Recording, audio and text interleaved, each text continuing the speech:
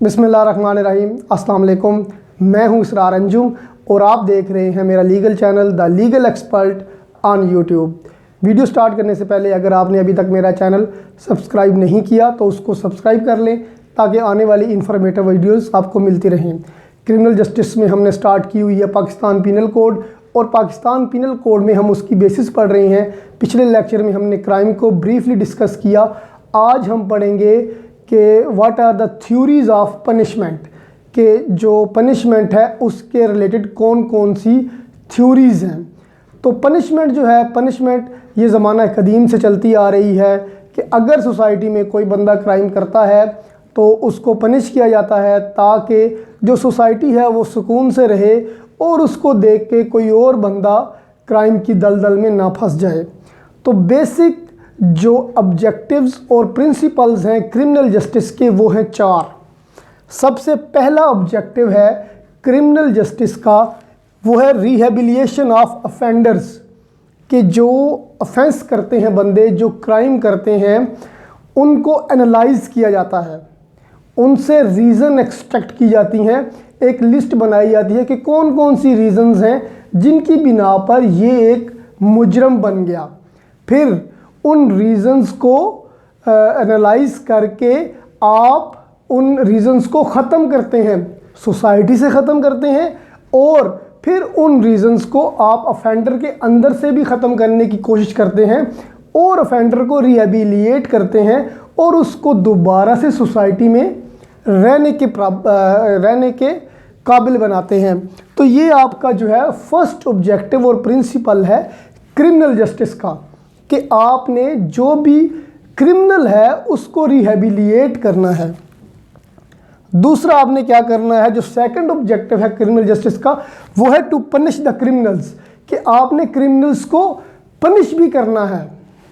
तीसरा जो ऑब्जेक्टिव है वो है moral support of the victim, कि जो विक्टिम हैं, जो किसी के जुर्म का निशाना बने हैं, उनको आपने इखलाकी सपोर्ट मुहैया करनी है, क्योंकि अगर उनको आप मॉरल सपोर्ट नहीं करेंगे तो वो डिसहर्ट हो जाएंगे और वो भी क्या पता उसके बाद जुर्म का रास्ता अपना दे। फॉर एग्जांपल, अगर किसी बंदे को इंसाफ नहीं मिलता तो वो यही सोचता है कि मैं भी जुर्म का रास्ता अपना लूँ। तो आपने जो क्रिमिनल जस्टिस है उसका ये पर्पस भी है कि जो विक्टिम्स हैं उनकी मॉरल सपोर्ट करना भी इसका एक पर्पस है।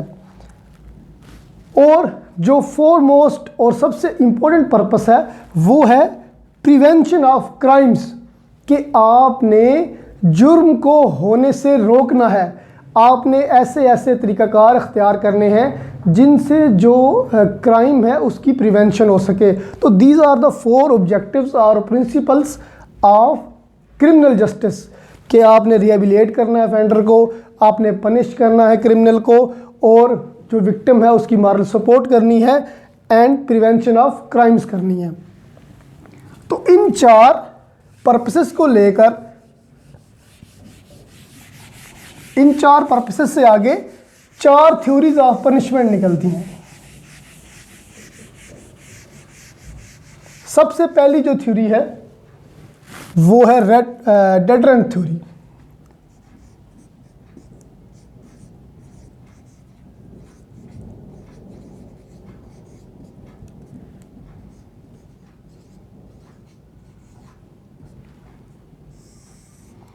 ये डरा देने वाली पनिशमेंट होनी चाहिए।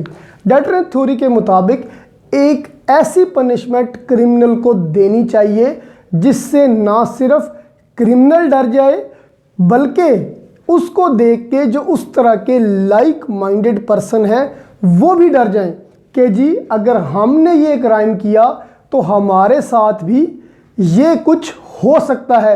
तो डेटरेंट थ्योरी ये कहती है कि एक ऐसी ज़बरदस्त और ऐसी डरा देने वाली सज़ा होनी चाहिए जुर्म की जो सोसाइटी में एक डर पैदा कर दे कि जी अगर क्राइम हुआ तो हमें भी ये वाली पनिशमेंट का सामना करना पड़ सकता है। तो इसके 2 पर्पसेस हो गए।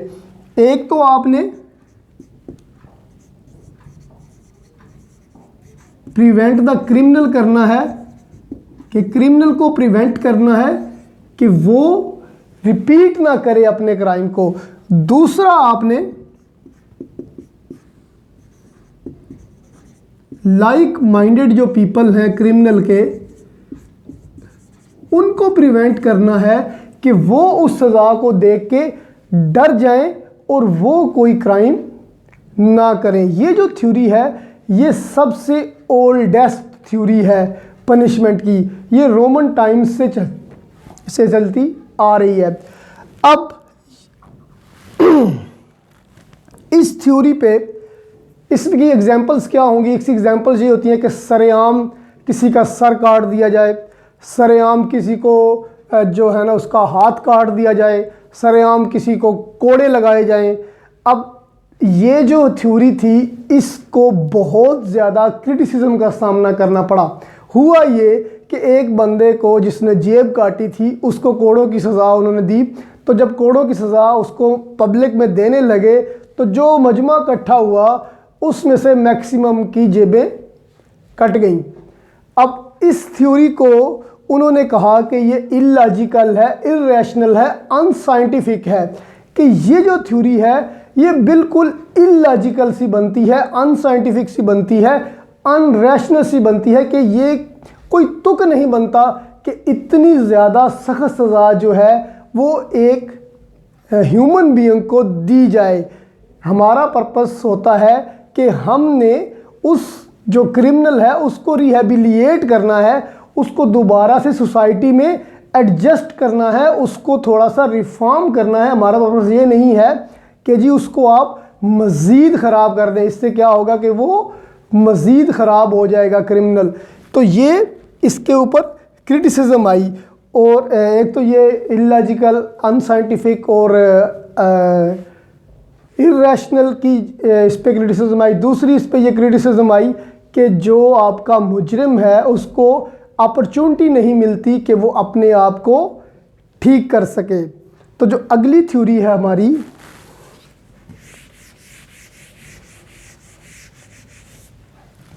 वो है प्रिवेंटिव थ्योरी।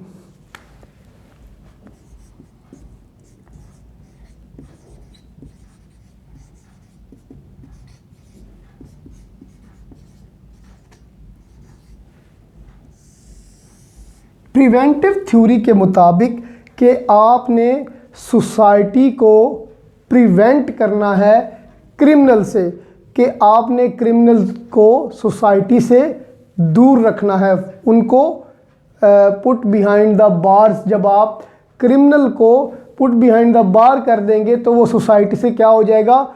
कट ऑफ हो जाएगा। तो आपकी सोसाइटी भी क्या हो जाएगी? क्राइम से पाक हो जाएगी। तो this is the scene behind preventive theory of punishment. Preventive theory of punishment जो है उसमें वो कहता है कि जो पनिशमेंट है ना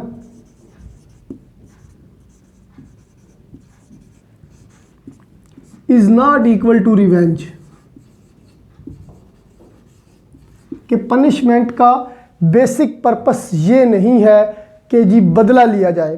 पनिशमेंट का जो बेसिक पर्पस है वो है प्रिवेंट क्राइम्स, कि आपकी पनिशमेंट का बेसिक पर्पस है कि आपने क्राइम्स को रोकना है, ना कि आपने उस पार्टिकुलर ह्यूमन बीइंग से बदला लेना है। तो क्राइम्स को रोकने के लिए सबसे जो अच्छा काम है वो यही है कि उस पर्सन को पुट बिहाइंड द बार्स कर दें, उसको जेल में डाल दें। तो इसकी जो एग्जांपल्स हैं उसमें आपकी डेथ पनिशमेंट जो है वो भी प्रिवेंटिव थ्योरी के अंडर ही आती है, जिस तरह के मतलब है कि फांसी की सज़ा हो गई, और इम्प्रिजनमेंट जो है वो भी प्रिवेंटिव थ्योरी में ही आती है। इसके बारे में सालमंड ये कहता है कि हम सांपों को इसलिए मार देते हैं कि वो हमें ना काटें, यानी कि सांपों को जो मार देना है दैट इज़ प्रिवेंटिव मेथड, कि आपने उसको मार दिया और अब आप उसके काटने से महफूज हो गए। तो this is all about preventive theory of punishment. अब इस पे भी क्रिटिसिज्म आई।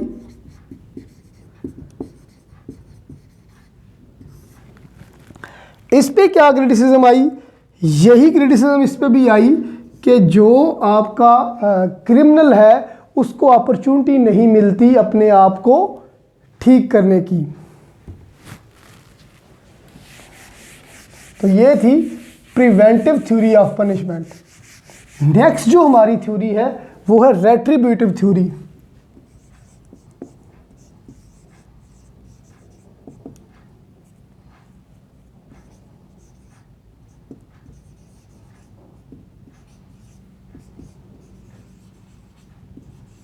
रेट्रिब्यूटिव थ्योरी जैसा कि नाम से जाहिर है कि ये बदला लेने वाली थ्योरी है। A tooth for a tooth, an eye for an eye, tit for tat, जैसे को तैसा, कि जो जैसा किसी क्रिमिनल ने किया है वैसा ही उसके साथ किया जाए। अगर आगे आप इस्लामी नज़रिए से देखें तो जो कसास वाला मामला है वो यही है, रेट्रिब्यूटिव थ्योरी। अगर किसी ने किसी की आंख फोड़ी है तो उसकी आंख फोड़ दी जाए, अगर किसी ने किसी का हाथ तोड़ा है तो उसका हाथ तोड़ दिया जाए, अगर किसी ने किसी को कत्ल किया है तो उसको कत्ल कर दिया जाए। This is retributive theory of punishment. इसमें वो कहता है कि जो पनिशमेंट है वो शुड बी प्रोपोर्शनल और इक्विवेलेंट टू द क्राइम, कि जितना उसने क्राइम किया है उतनी ही उसको पनिशमेंट मिलनी चाहिए।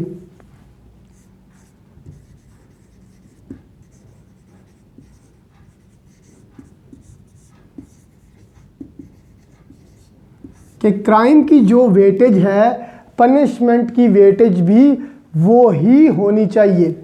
अब इस पे जो क्रिटिसिज्म आई,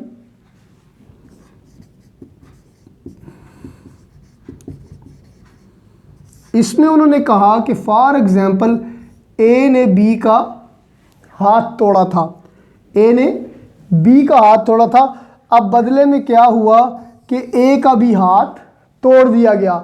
अब जब आप ए का हाथ तोड़ देते हैं तो बी का हाथ क्या वापस आ सकता है? तो इसका जवाब है कि नहीं। तो क्रिटिसिज्म करने वालों ने कहा कि इससे आपको कोई ऐसा पर्पस हासिल नहीं होता जो कि विक्टिम की सेटिस्फेक्शन करे। इससे सिर्फ और सिर्फ आप एक बदला लेते हैं। दूसरी जो इसमें क्रिटिसिज्म आई वो यही थी कि जो क्रिमिनल है उसको अपॉर्चुनिटी नहीं मिलती कि वो अपने आप को सुधार सके, अपने आप को रिहेबिलिएट कर सके। तो this was retributive theory of punishment. उसके बाद जो लास्ट है थ्योरी वो है रिफॉर्मेटिव थ्योरी ऑफ पनिशमेंट।